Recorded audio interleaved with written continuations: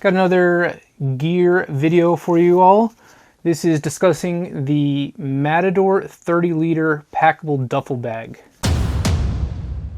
On my last trip, I had a number of times where I went to a market or just a grocery run, and I wanted to pick up some groceries, and I hate using plastic bags. If I can avoid them, I try to. I didn't really have a great solution on my last trip, so I ended up picking up this packable duffel bag.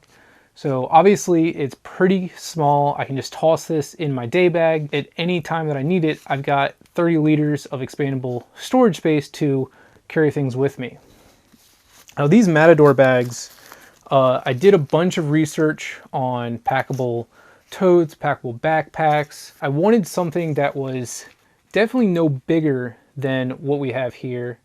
And I wanted it to be durable enough that, if you bump it around and bang it into things, like, it's not going to fall apart on you. I wanted a little bit of weather resistance. I mean, if I'm out on a motorcycle or a scooter and doing a store run, it's going to rain. Like, it's the nature of the beast when you're traveling. So these Matadors, they're super compact. And this one here, like I said, is 30 liters. Now, how much stuff can you fit in a 30-liter bag? That's a good question, because I really didn't understand how big is 30 liters. Like, especially when it's not filled out, like, this doesn't look super big.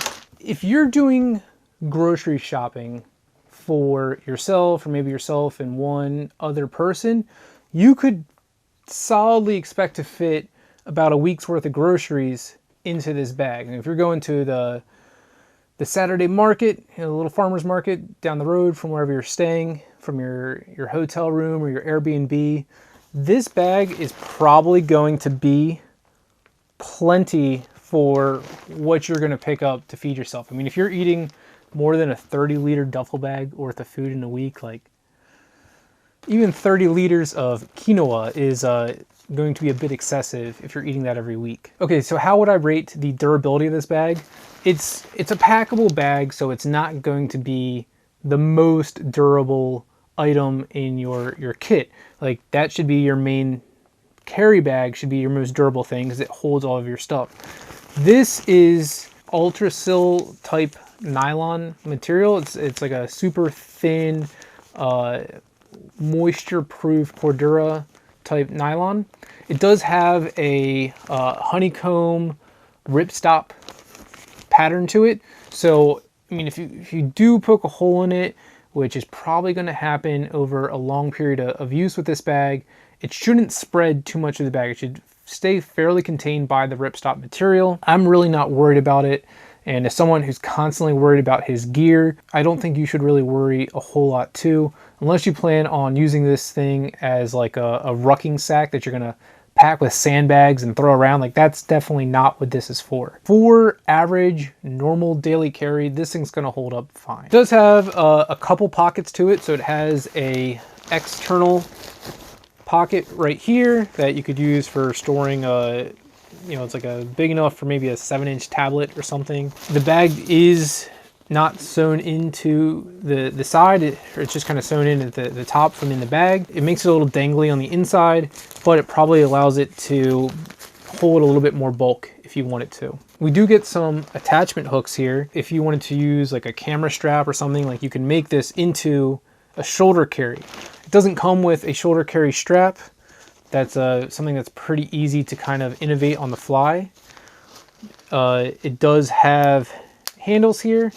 I would say if you're really loading this bag down, these handles are a little thin. I mean, unless you're really honestly like planning on carrying 30 liters of lead, these handles aren't bad. Like, they're not going to hurt your hand. They're not going to be too bad. They are wide enough that if you wanted to use this as like a quick backpack, like if you wanted to make this a second sort of day backpack carry bag, like, this will work. It's not too bad. I mean, I have broad shoulders, so with broad shoulders you can wear anything. It's not going to slide off. It's one of the luxuries of being a slightly larger person. I mean, these don't feel bad. They maybe cut in a little bit. If the bag's not overly weighted down, I don't think you would notice. You could probably honestly go all day and not have an issue. If you're filling this thing with heavy items, like, yeah, these straps are definitely probably going to start to annoy you and start to maybe chafe a little bit after a few hours. The other thing is, obviously, this bag has no it has nothing to hold its shape. So if you're filling this thing full of like cereal boxes or something like that, like, it's going to poke you in the back if you carry it like this. In general, I think this is one of the best built day bags, like packable day bags that I've come across. If you're someone who's trying to decide between maybe the Matador duffel bag and some of their other products, I did find a store where they had a bunch of these different products, and I played around with them for, like, again, an annoying amount of time. Like, I spent hours in this shop trying the bags, packing them in, unpacking them, wearing them, stuffing like other products in the stores. Like, they were really cool about it. I was like, I swear to God, like, I'm not stuffing other things into these bags to steal them. I just want to feel how they pack out. You know, after some deliberation, like, I definitely preferred the duffel bag. I even tried out their beast bag. I think their beast bag looks really cool, and the fact that, like, something that's kind of more durable does roll up, it's really cool. But it's a weird space, that beast bag. Because of how durable it is, you would think that would be your day bag, like your main day bag. It's not quite as durable as I would want kind of a basher day bag to be. And why do I need my basher day bag to be compact and packable? Because I'm using it every day. That's the point of having your main primary day bag. And on the other side of it, if it's going to be your limited use bag, it's pretty bulky for a packable bag. So I wasn't a huge fan of that one. I think it looks badass, don't get me wrong. Like, I love the design of it, but in practical use, it just didn't make sense to me. Again, they also have like their free reign bag. They have that 16 liter and 24 liter bags. They were cool. I didn't like the straps. Like, I like these being a little bit more durable strap. They did feel a little bit better. I would rather use this packable duffel, honestly, as a backpack over those other bags. And then obviously this bag works a million times better as a duffel bag than those backpack bags do. So, I mean, when looking at all of Matador's products in terms of their bag products, this one was a no-brainer. After some use around the store and playing with them, this 30 liter duffel pack, this is also their version 2. They had an older version. The differences are pretty minute. If you can find the older version, you're probably not going to be disappointed with that either, and you might be able to save a few bucks. But I really appreciate Matador for coming up with this bag and have really, really enjoyed using it.